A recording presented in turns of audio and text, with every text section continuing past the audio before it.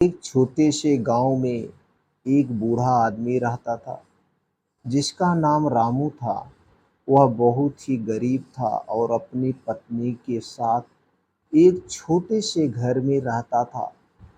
उसके पास कोई बच्चे नहीं थे, लेकिन वह दोनों एक दूसरे से बहुत प्रेम करते थे।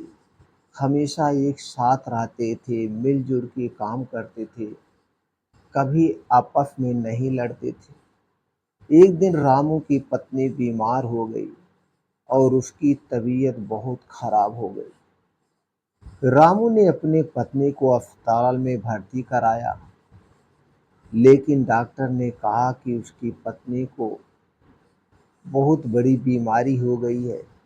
अब उसके पास समय कम बचा है। अब वह ज़्यादा दिन तक जिंदा नहीं रह सकती है। रामू बहुत दुखी हुआ और उसने अपनी पत्नी के लिए सब कुछ करने की कोशिश की। वह दिन रात उसकी सेवा में लगा रहा और उसकी देखभाल करता रहा।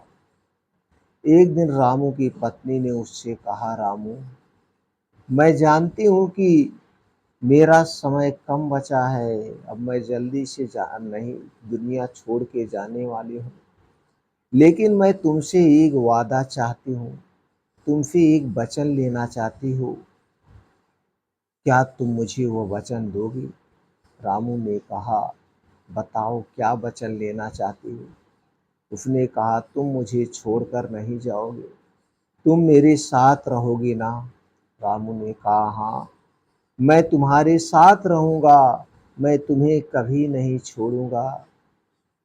कुछ दिनों बाद रामू की पत्नी का निधन हो गया।